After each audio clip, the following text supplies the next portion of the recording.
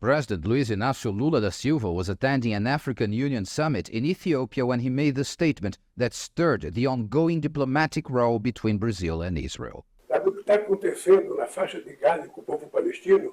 What is happening in the Gaza Strip with the Palestinian people has no parallel in other historical moments. In fact, it did exist when Hitler decided to kill the Jews. The Prime Minister of Israel, Benjamin Netanyahu, reacted the same day. Today, the President of Brazil, by comparing Israel's war in Gaza against Hamas, a genocidal terrorist organization, to the Holocaust, President Silva has disgraced the memory of 6 million Jews murdered by the Nazis, and he's demonized the Jewish state like the most virulent anti-Semite. He should be ashamed of himself.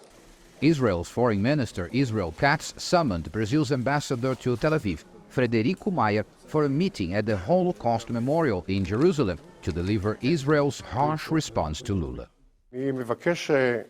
I would like to inform the President, on behalf of myself and the citizens of Israel, that we will not forgive, and that he is persona non grata in Israel until he retracts and apologizes for his words.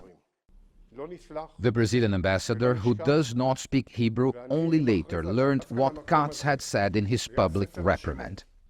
Brazil then recalled Ambassador Mayer back to Brazil for consultations, and Brazil's Foreign Minister Mário Vieira summoned Israel's Ambassador Daniel Zonshine for a private meeting to express Brazil's dissatisfaction. Sometimes the president seems to please the Workers' Party most left-wing supporters who are very keen on going against the United States and of its allies. And those left-wing factions, they do see the Israeli government as a kind of extension of the American empire.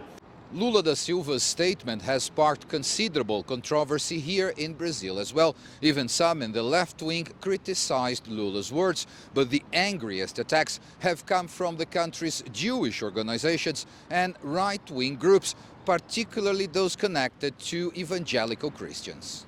In Brazil's Congress, more than 100 federal deputies out of a total 513 signed a petition calling for Lula's impeachment, though it has little chance of succeeding. And supporters of far-right former President Jair Bolsonaro have been using the incident to try and boost participation in a rally planned for this week in Sao Paulo.